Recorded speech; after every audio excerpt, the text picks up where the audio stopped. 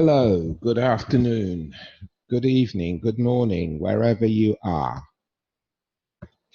Welcome to Dumagetti IELTS.com IELTS listening class.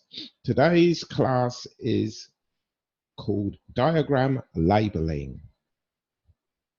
As you can see, there are two different types of diagrams. One is a floor plan of a building, while the second one is a schematic, or how something works, the steps or stages in a process. So today we're going to be looking at labeling the parts of a diagram or a plan. This topic comes in lots of varieties, but the underlying objective is the same. You're given a plan, schematic diagram with parts, which are generally labeled, but also has some labels missing. You have to listen to the conversation or the presenter, whoever is talking, and they will describe the thing in full, including the missing information. And you have to use your skills to fill in the missing information, which is sometimes a letter, but more often a word. So in this lesson, we're going to look at the floor plan of a building, which is a common occurrence in the exam. But first, we need to provide you with skills that you need to practice in order to be successful. So, floor plan of a library. First thing we should do is recall your own knowledge of libraries. I'm sure you've all been to a library, you know what's there, how they're divided up, what kind of different sections there are. Excuse me, what kind of sections there are and what is in those sections. So libraries have books, magazines, different sections for books, different sections for rooms, signs, DVDs, CDs, newspapers, etc., etc. So we look at the plan, look at the information that's already provided. Well, we have seminar room, fiction, library area, non-fiction, librarian's desk, library office, and entrance. What we need to provide: 1, 2, 3, 4, 5 pieces of information. Before you listen, you can even try to predict what the answers might be using your prediction skills. Let's just say, for example, this could be a place where there are newspapers or journals, periodicals known as, because this is a seminar room, which could also be a meeting room or a place where people can sit down and read. So it could be there. The library area is going to contain some kind of book section, because we have fiction books, non-fiction books. So we know this is going to be some kind of books. The other three, very difficult for this kind of diagram, but we know they're all going to have references to information: books, magazines, CDs, DVDs, whatever. Okay. So we also need to know how to express locations. We're going to look at that in a minute. There are different ways to do it, but we often use what we call prepositions of place or location. Here are some examples: next to, in front of, behind, besides, on the left or on your left, on the right, on your right, straight ahead. Have a look at this list.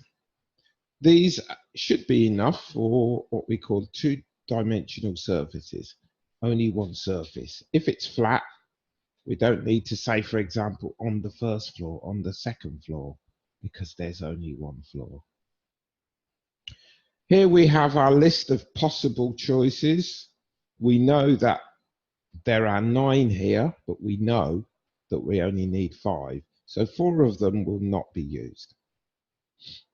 Things that you will hear in the audio are things like seminar room, librarian's desk, library area, library office, fiction, non-fiction.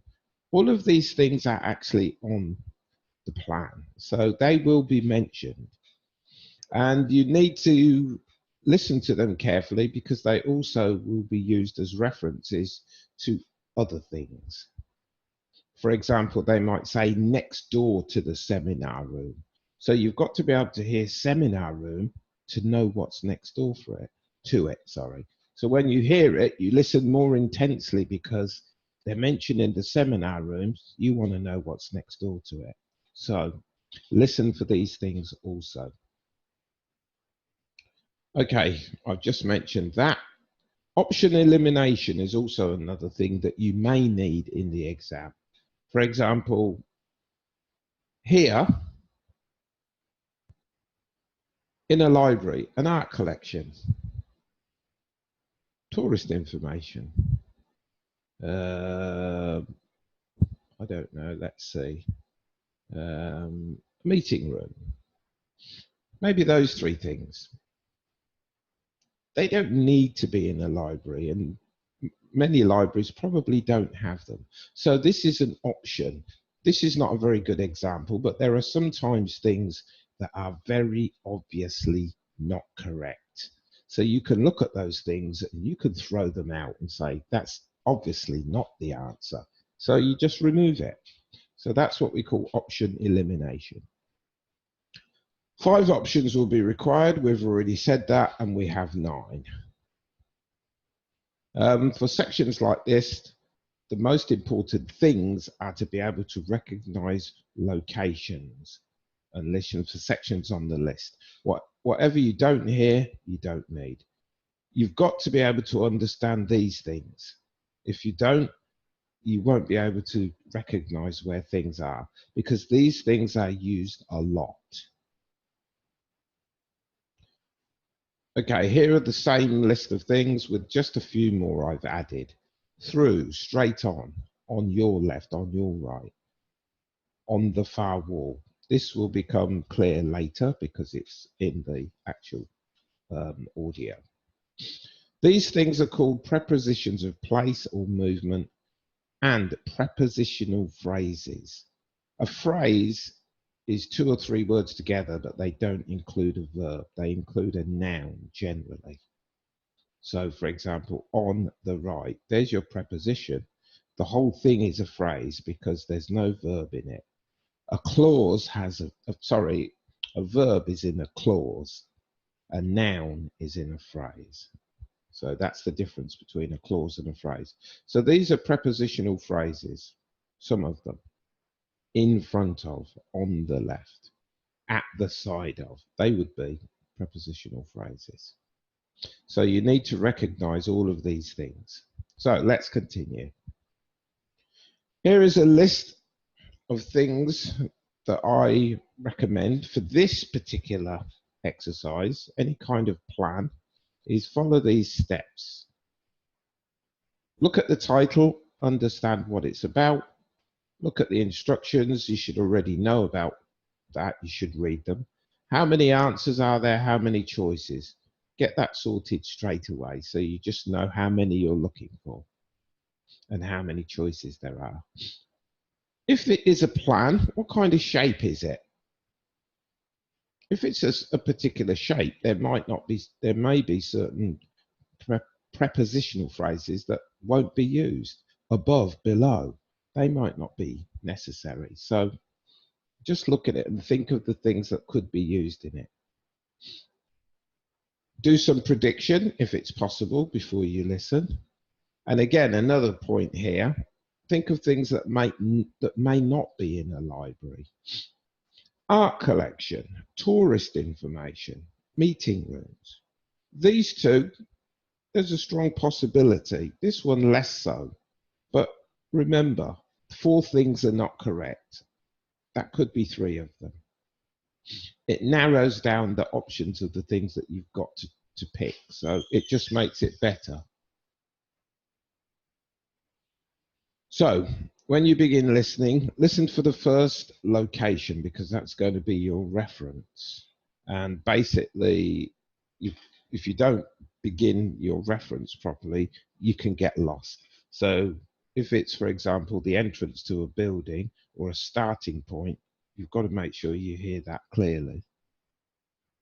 And listen for the prepositions related to the locations, and try and follow the directions. When you hear something, please note it down. Try to practice listening and writing at the same time. Many students do not practice that. You listen to the audio, but you don't write anything. Just do it as a matter of practice, so you get better at it and it's easier. Anything that you practice becomes easier. If you don't practice, it doesn't become easier. So when you finish the answers, check both right and wrong. Why did I get this answer right? Why did I get this one wrong? If you use the same technique for both, find out what the difference is. And this needs to be repeated until you can do this and follow things more easily. Okay, so what we're going to do now is we are going to, we're going to listen to the first extract. Now, the first extract is actually the first part of the dialogue. So we're going to listen to it. We're going to listen to it. And again, paraphrasing is something you should already know. So we're not going to talk about paraphrasing here, because when you're listening, paraphrasing, recognizing paraphrasing should be one of the skills that you already know. If you don't, you need to learn it. So what we're going to do now is we're going to listen to the first part of the presentation. Okay. You will hear the librarian of a new town library talking to a group of people who are visiting the library. Okay, everyone. So, here we are at the entrance to the town library. My name is Anne, and I'm the chief librarian here, and you'll usually find me at the desk just by the main entrance here. So, I'd like to tell you a bit about the way the library is organised and what you'll find where. And you should all have a plan in front of you. Well, as you see, my desk is just on your right as you go in. And opposite this, the first room on your left has an excellent collection of reference books and is also a place where people can read or study peacefully.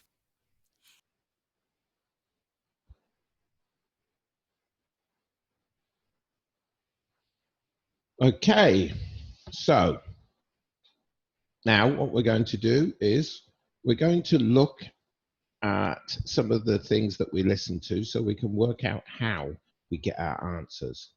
The things that you listen to are what we call indicators. They indicate the right answers, or the things that help you find the right answers. So in that first extract, she said, I am the chief librarian. Her name is Anne. And she also said at the very beginning, my desk is on the right. So these two things are also part of the clue. If she's the chief librarian, this must be her desk. So my desk is on the right. Here's the entrance, so on the right, there's the desk. And it also says as you go in. So here's the entrance. Opposite is the first room. So opposite, she's talking about her desk. Opposite is this room. On the left, remember, this is the entrance. On the right, on the left. Has an excellent collection of reference books. So we're looking here for number 11. It doesn't talk about this room. It talks about this, this, and this. As you heard, the first thing we can fill in is number 11, reference books. So we go across and review this. We can see how we detect possible answers. Paraphrasing plays a part in the introduction extract because the lady introduces herself as Anne, the chief librarian. A librarian will be located in a librarian's office. She also says, my desk, which also gives us more information. So this tells us that the reference point to begin is as you go in. As you go in is the entrance. So you do not hear the word entrance, but as you go in is a paraphrase of the entrance, where you enter, where you go in. This is why paraphrasing practice is essential to success in all parts of the IELTS, but when you're listening, a lot of what you hear will be paraphrased. Okay, we also have the answer for number 11, which is contained within a longer description, has an excellent collection of reference books. That's what we're interested in, but it will be contained within that. We also have two prepositional phrases. On your right. Her desk is on your right. The room is on your left. And it is opposite her desk. So these are all the things that you will be listening for. Okay, so we're now going to listen to the final extract for this lesson. You'll be listening for similar things, and what you need to do is make sure, one thing you need to do is make sure that you carry on from where you left off. You're not going to go back to the beginning, because if you go back to the beginning, that kind of defeats the purpose. So you don't want to be going back to the beginning. You're going to carry on from the last point. So you continue through the library. Basically, that's what you're doing. You're continuing each time through the library. Okay, so let's listen to the next extract. Just beyond the librarian's desk on the right is a room where we have up-to-date periodicals such as newspapers and magazines. And this room also has a photocopier, in case you want to copy any of the articles. If you carry straight on, you'll come into a large room, and this is the main library area. There is fiction in the shelves on the left, and non-fiction materials on your right, and on the shelves on the far wall, there is an excellent collection of books relating to local history.